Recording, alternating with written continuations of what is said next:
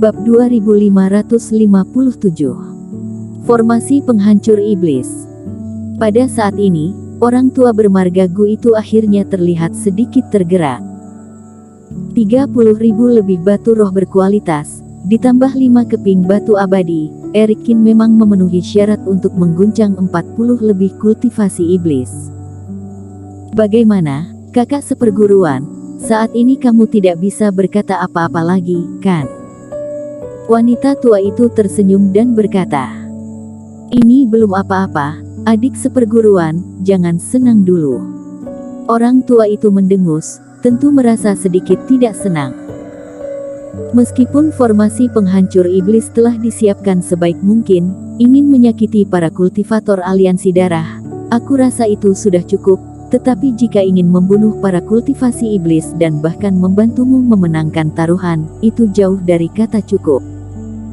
Kecuali, dia bisa mengeluarkan sesuatu yang lebih mengancam dan mengintegrasikannya ke dalam formasi penghancur iblis. Kakak seperguruan, kamu lihat apa yang dia lakukan sekarang. Wanita tua itu mengulurkan tangan dan menunjuk. Orang tua itu menoleh dan kata-katanya membeku. Seolah mendengar percakapan mereka berdua, setelah meletakkan batu abadi, Eric Kin tidak berhenti, melainkan mulai mengeluarkan sebuah roh senjata ajaib yang penuh cahaya dari tas penyimpanan. Benda berharga ini memiliki bentuk yang sangat unik dan auranya juga berbeda, tampak jelas bukan benda berharga di tangan satu orang atau bahkan sekelompok orang. Tapi setelah Eric Kin mengeluarkannya, kemudian menempatkannya di berbagai posisi di formasi 10 mil. Roh senjata yang berjumlah 1000 lebih, entah disisipkan terbalik, atau digantung dalam berbagai formasi, memancarkan aura berbahaya dan ganas. Kebanyakan di sini adalah roh senjata yang digunakan oleh kultivator fase penilaian, dan semuanya berasal dari kultivator di atas fase transendensi, dan juga berkualitas tinggi. Mata wanita tua penuh dengan ekspresi berbeda.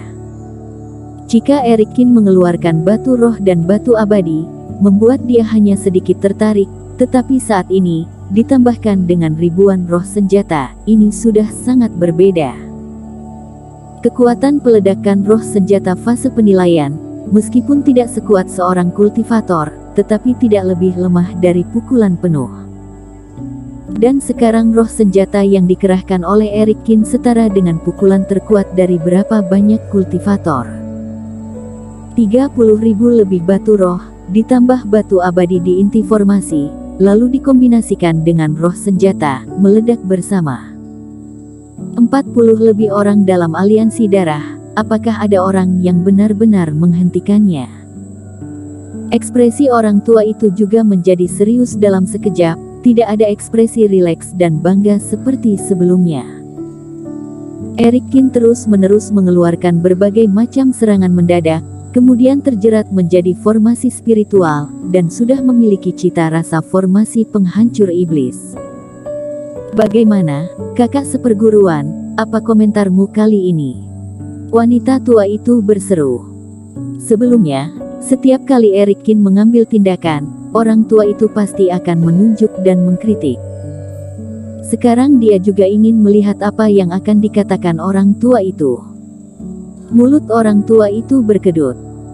Kali ini, jika dia masih berbicara tentang kurangnya kekuatan formasi, maka wanita tua itu mungkin akan langsung menamparkan wajahnya. Selama kekuatannya cukup, tidak akan ada kultivator yang tidak bisa mati. Jika semua batu roh di formasi penghancur iblis ini diganti dengan batu abadi, diri sendiri juga bisa terbunuh jika tidak hati-hati. Dengan kekuatan formasi Eric Kin saat ini, jika Yuda Sue dan yang lainnya terburu-buru, jika situasi keberuntungannya baik, kemungkinan sekelompok itu musnah. Tetapi meskipun tata letak formasi itu diatur dengan baik, semuanya tergantung pada bagaimana dia mengoperasikannya. Tetapi orang tua itu masih sedikit tidak puas, ataupun tidak bahagia. Dia menempatkan taruhan pada aliansi darah, wajar jika dia tidak ingin kalah, dan juga sebelumnya sudah terlalu banyak mengejek Eric Kin, tetapi jika mengakuinya sekarang, bukankah itu tidak berarti mengakui kesalahan? Formasi itu benda mati, tetapi manusia itu hidup. Selama orang-orang dari aliansi darah menyadari masalahnya dan tidak mudah menginjakkan kaki di sini, tidak peduli seberapa hebat formasinya, itu juga akan sia-sia. Orang tua itu mendengus. Wanita tua itu tidak menjawab sama sekali kali ini, hanya menggelengkan kepalanya tak berdaya dan menghela nafas. Kakak seperguruanku pandai dalam segala hal, tetapi dia terlalu agresif dan suka bertaruh dengan orang, tetapi pertaruhannya tidak begitu bagus. Misalnya, sebelumnya disarankan keduanya harus mencari seorang murid. 10 tahun kemudian, tentukan pemenangnya, dia yang berinisiatif mengusulkannya. Alhasil, setelah lebih dari setahun, dia bahkan tidak bisa menemukan seorang murid. Sebaliknya, dia menunjuk dan mengkritik jenius pemurnian tubuh yang dia temukan. Tapi nyatanya, dirinya mengajar ganteng Tai, awalnya bukan karena soal ingin bertaruh melawan orang tua itu. Selanjutnya, lihat saja apakah bocah Qin bisa menarik orang-orang dari aliansi darah masuk ke dalam perangkap. Entah itu wanita tua atau orang tua itu, mereka semua menantikannya saat ini. Tidak peduli bagaimana hasilnya, selama formasi penghancur iblis meledak, pemandangannya akan spektakuler.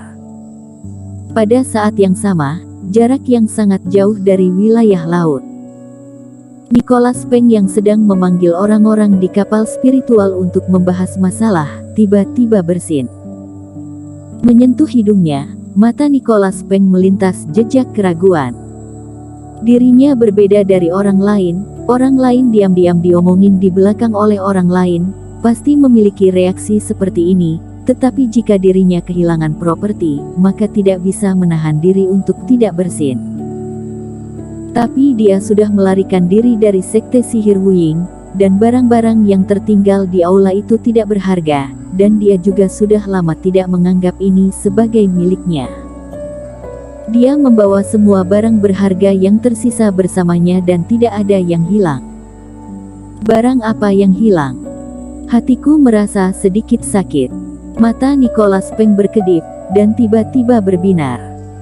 Oh iya, dia ingat semua barang berharga tidak ada pada dirinya. Dia memiliki banyak batu roh berkualitas yang disimpan di Erik Qin sana. Saat itu, karena pola dewa saling terjerat, untuk menghindari kesalahpahaman dalam mencari batu roh saat ledakan hisapan, keduanya mengumpulkan batu roh berkualitas dan menyimpannya secara terpisah, dan untuk sementara disimpan di Erik Qin sana. Meski setelah itu pola dewa sudah terbuka, namun setelah mengalami berbagai hal di sepanjang jalan, Erik Qin juga memimpin pembunuhan sekte iblis. Pada saat ini, Nicholas Peng secara alami merasa segan untuk memintanya. Sekarang jika dipikirkan dengan cermat, Erik Qin harusnya memiliki batu roh berkualitas miliki dirinya, kan? Mungkinkah bocah ini, setelah menyelinap pergi sendirian, menghabiskan semua batu rohku? Nicholas Peng menggertakkan giginya, terlepas dari apakah bersinnya akurat atau tidak, tunggu setelah Erik Qin kembali, dia harus meminta kembali batu roh itu. Ketua sekte, sudah boleh mulai. Tepat saat Nicholas Peng sedang berpikir, Juan Hu terbatuk rinan dan bertanya. Sekarang kita bicarakan masalah berurusan dengan Villa Gunung Berdarah besok. Nicholas Peng kembali sadar dan mengangguk. Sama seperti pelatihan kita sebelumnya, aliansi kebenaran dibagi menjadi 3 tim. Tuan Li, kamu bawa 1 tim ke Villa Gunung Berdarah untuk memprovokasi. Ingat jangan terlalu berlebihan, tetapi juga tidak boleh terlalu mengikuti, harus ada pengukuran tersendiri. Tetapi jika memiliki bakat yang baik dalam sisi ini, aku yakin kamu pasti bisa.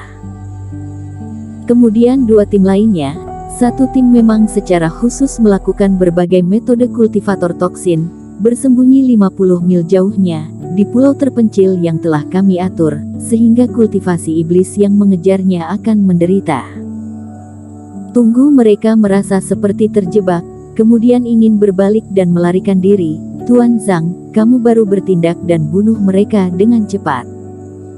Jika tidak banyak orang yang keluar dari Villa Gunung Berdarah, seseorang berkata. Kalau begitu gunakan rencana lain, kepung orang-orang ini. Tuan Zhang dan yang lainnya terus bersembunyi, tunggu kesempatan untuk membunuh, Nicholas Peng berkata. Beberapa perubahan itu, kalian boleh mengingat bersama, tidak peduli apa situasinya, aliansi kebenaran kita memiliki cara untuk menghadapinya. Mengerti, Ketua Sekte? Semua orang di aliansi kebenaran mendengar ini, kemudian mengangguk satu demi satu, mata mereka cerah, dan sangat percaya diri dalam pertempuran berikutnya.